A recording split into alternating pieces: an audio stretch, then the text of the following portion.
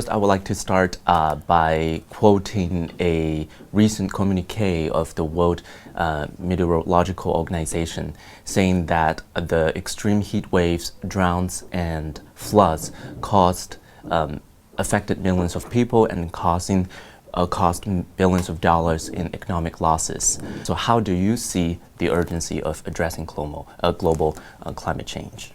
There's no doubt that we are getting closer and closer to several environmental tipping points. And, the Paris Agreement says that we want to reach 1.5 degrees Celsius. But at the moment we are heading to 2.6 degrees Celsius.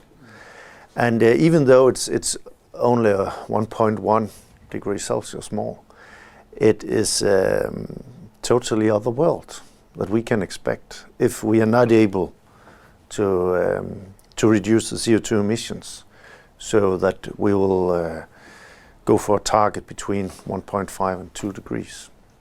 So at the moment we need all of us to do whatever it takes to get us back on the track. When we talk about addressing the global climate change and reducing the greenhouse emissions, we see China and Europe share a lot of visions, and they have a lot of common commitment. And in such related views, China and Europe already have certain foundation and experience. What positive signals do you think Sino-European cooperation has released for joint efforts to tackle climate change? And what is the potential and space for future cooperation? We are a small country, about 6 million people. We stand for 0.1% of total CO2 emissions. But we have been on this green transition journey for 40 years.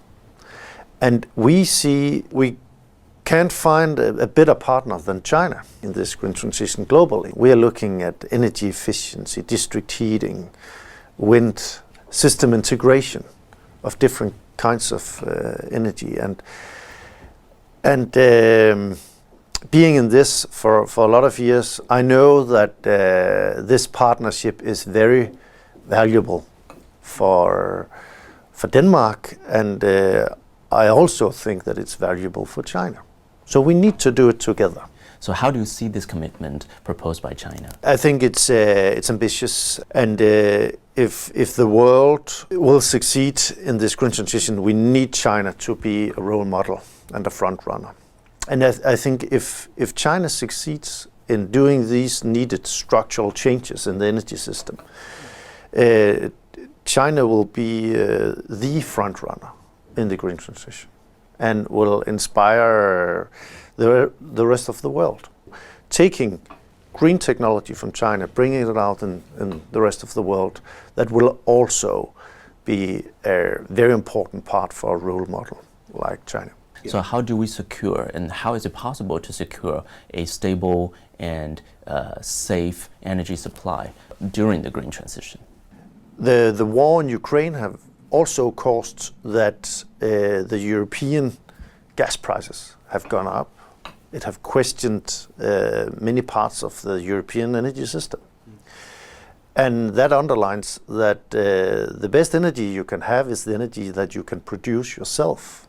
And renewable energy we can produce ourselves in the fields, in the sea, and we are not dependent on other countries.